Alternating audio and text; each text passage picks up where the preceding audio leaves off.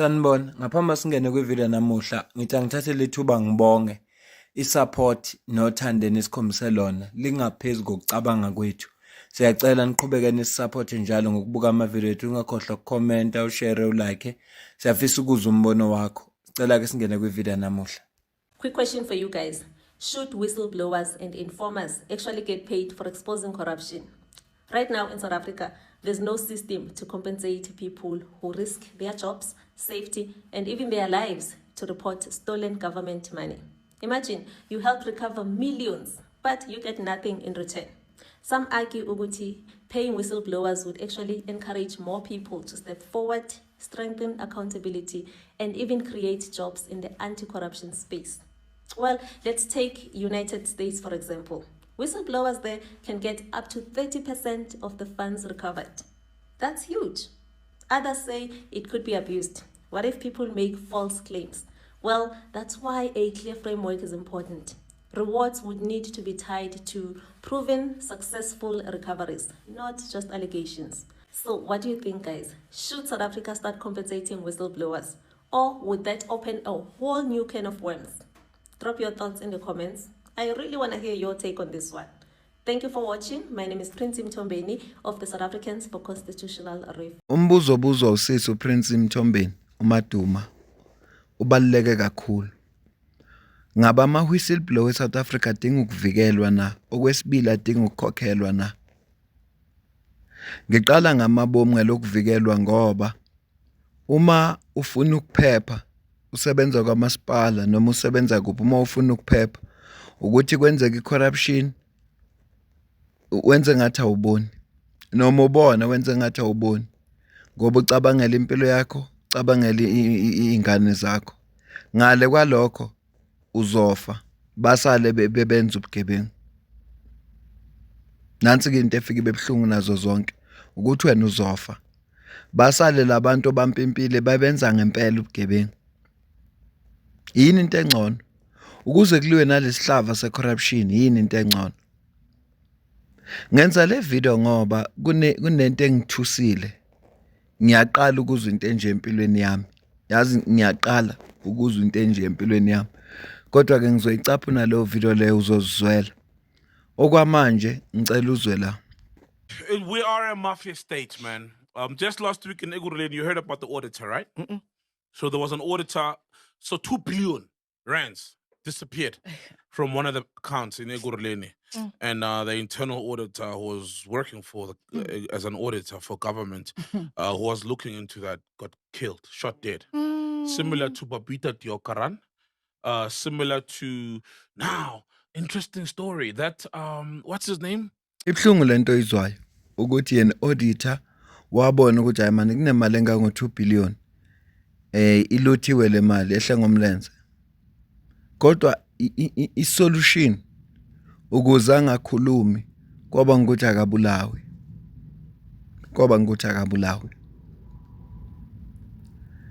Ukuzama kwakhe uku-expose into wrong kuzokwenzeka into right ngoba abantu baseKurhuleni mhlambe kunama services abangawatholile, indawo yabo ingathuthukile, kunezinto ezizethembiso ezingafezwanga ngoba u2 billion udliwa abantu abathize. Umvuzo walokho kube ukufa kulensizwe. Kukhona owesifazana olahlekelwe umkhwena wakhe noma isoka lakhe. Kukhona izingane ezingasenababa. Kukhona umama indodana yakhe akasenayo. Ngenxa ukuthi yayithi ifuna ukumela into right, yayithi ifuna ukumela iqiniso. Nansi into ebhlungu. Nobabitha naye into efanayo. Sizothinike. Ngabe kufanele na abantu mabebona into wrong bavele baba ngama-whistleblower? Kufanele na? Mbuzo wami loyo. Ngiyacela ukuzwa ukuthi kuthini ukuphola kwakho la comment section ngalolu daba esixoxa ngalo. Ibhlungu lento ngoba ayikho into egqilaza umnotho nentuthuko yezwe lethu leSouth Africa ekhululekileyo njenge-corruption. Ayikho. Kodwa sisesimene esinje lesi esikuso manje sesixoxa ngaso manje ngenxa yayo futhi corruption. Funa kwenziwe njani? Noma siyamukela i-corruption ukuthi ingxenye yokuphila kwethu?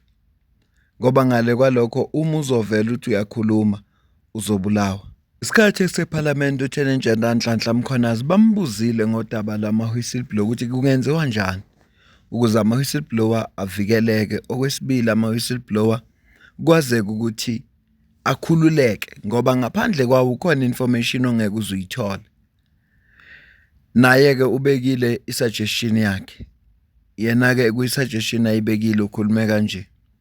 If a whistleblower is going to talk about a specific individual that is involved in the wrong, and the laws of the country allows a speedy response in removing that person away from society, that will give about comfort to the whistleblower. But with the absence of that, and with the lengthy court processes that we have as a country, it then allows the perpetrator to then victimize the complainant or the whistleblower. So to give comfort to the whistleblowers, my recommendation will be try not to make yourself known. See something, say something about it, but try and hide your identity. Because the moment you become known as to you are the one that are causing this problem, you're going to be attacked. And the likelihood of you being protected is going to be slim.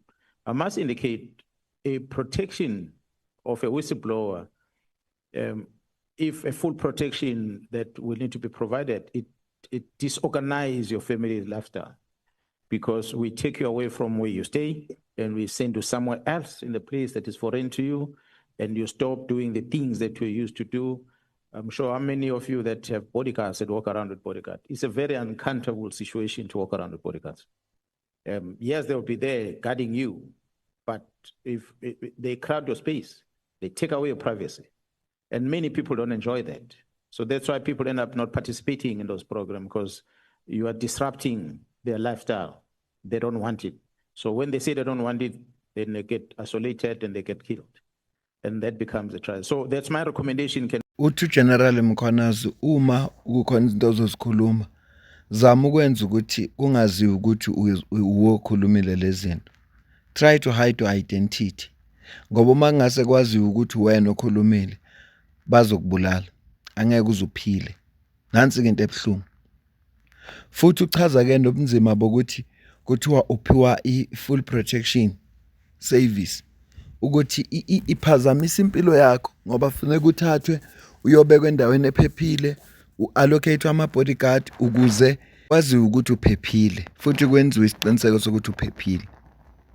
Lokho ke kuyayiphazamisa impilo njengobesho.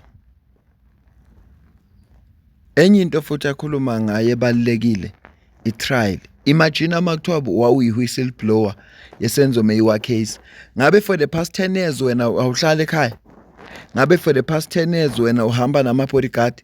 Ngenza le video ngenxa ye-video engiyibonile lapho kuvele khona i-corruption ku-GPAA, if I'm not mistaken, ile ebhekele ephatha isikhwama sey'mpesheni zabasebenzi bakahulumeni, thingisho njalo. Kuvele i-corruption eyenzeka khona. Then i-GPAA leyo yayisilontsha i-investigation. Hayi yokulwa nokuthi ubani owenza i-corruption. Yokuthi akutholakala ukuthi ubani oyi-whistleblower. Ubani lo okuyena okhiphe le information. Angazi noma lento uyayizwa nalento engiyishoyo. Kulontsha investigation ukuthi akuphenywe ukuthi ngubani lo okuyena okhiphe i-information nge-corruption eyenzakalayo. Hayi ukuthi ubani owenza i-corruption ukuze mhlambe kudilwe naye. Kodwa kulontsha investigation kuzospendwa imali ukuthi akuphenye ukuthi ubani lo yi-whistleblower. Ngiyaqala ukuzwa into enje empilweni yami. Just be looting our. It almost feels like they're on the last looting spree before. If you noticed, with everyone. They know they're on the way out, ne? guys, Yeah, with everyone. ANC. Iphelelwa yiyo amandla. So while before sizovala. That's money for the water. Yeah, before the roads. But what about Tembisa Hospital? Ungawali. Ungawari, Thembisa Hospital vele abayenzi for God. It's fine. It's really fine, guys. Guys, we can really release this power now. We have nothing. We have nothing. Poor people we are. That's exactly how these guys are like. Yeah, it's the cycle, bro. They're looting for the last chuck. Yeah, it's the last high. It's the last. Ngiyayithanda le ndlela uthole simachaza ngayo ukuthi iANC isitshontshela ukuthi noma sebentshontshelwa ukuthi bayazi ukuthi isikhathi sabo kwi-government esiphelile. Sebeba kwasani manje.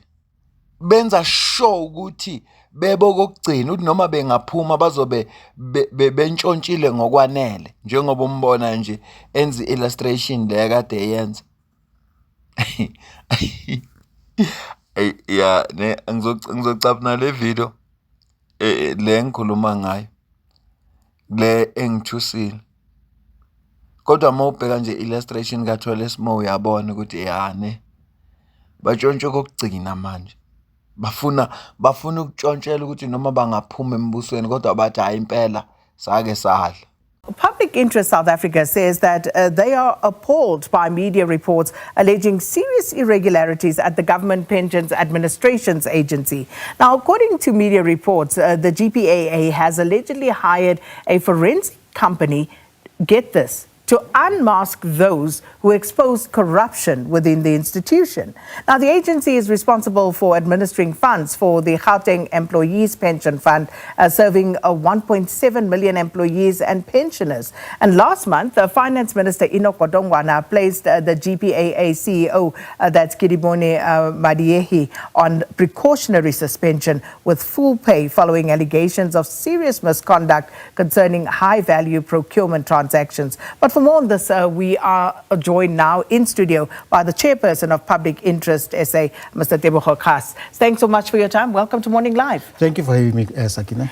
So, your initial reaction to this, because it seems truly surreal that someone or some people decide to do the right thing by exposing corruption, and then we have this course of action to find out who they are.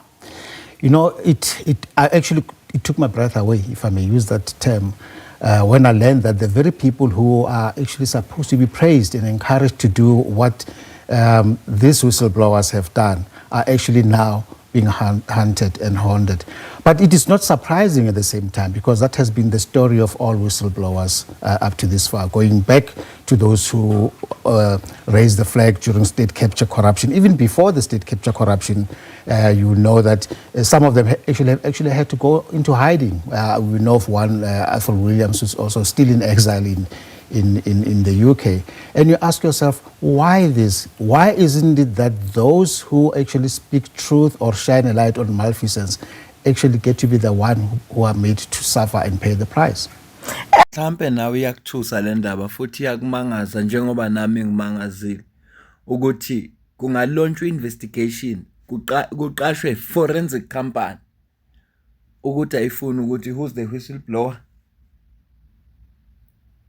Kanti aqashwa investigation aqashwa i-forensic company ukuthi ay-investigate ukuthi lezi zinto eyisho i-whistleblower ngoba kuyatholakala ukuthi ziliqiniso obani aba-involve kulezo zinto lezo ezingezinhle ezenzakele bese kuthathwa iy'nyathelo zokuthiwa labantu ababuyiswa emthethweni ababoshwe phela consequence management akube khona iy'nyathelo ezizothathwa kodwa kunalokho kulaunchwa investigation ezothi akuphenywe ukuthi ngubani lo okhiphe lezi ndaba kahle kwenzakalani South Africa yethu ekhululekileyo. Yabona mina ngiconfused. Ngizoyidedela kancane le interview ye-SABC kaSakina nalo baba lo.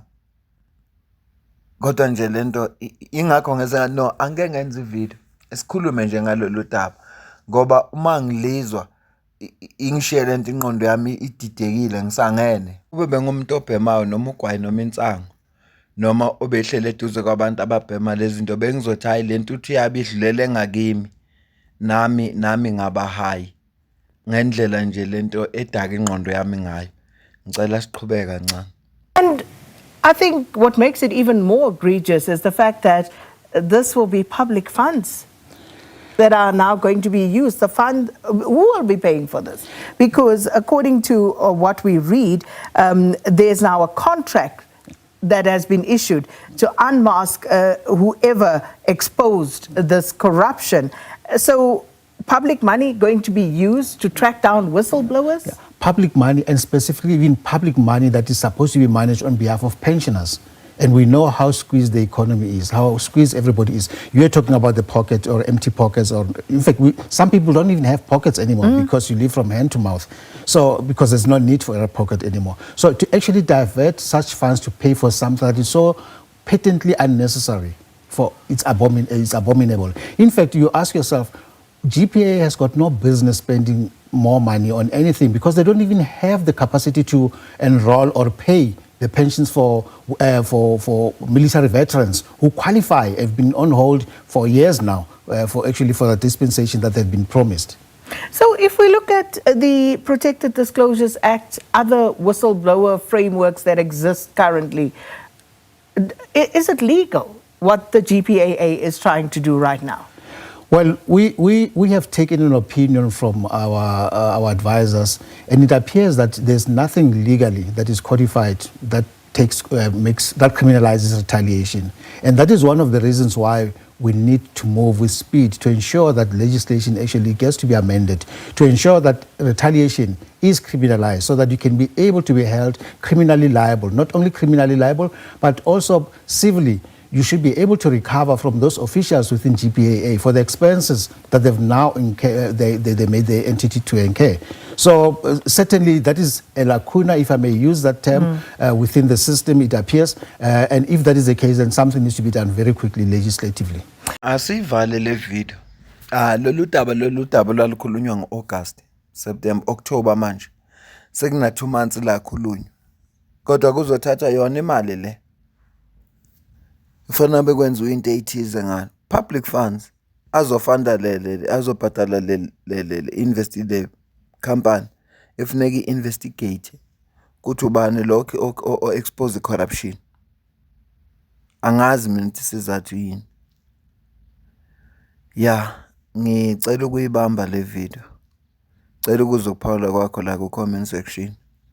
Ngizwe wena ukuthi ubona kanjani lolu daba lolu sixoxa ngalo. Ngididekile, lo daba lungishiye ngididekile ngempela. Ngoba ngiyaqala ukuzwa into enje empilweni yami. Bengiyitshethe siphile eSouth Africa lapho khona abantu abangama whistleblower kujatshulwa ngobukhona babo, ngoba lokho kwenza ukuthi nabenza icrime basabe. Kwenza ukuthi abantu mabeyibona icrime bakwazi ukuyireport.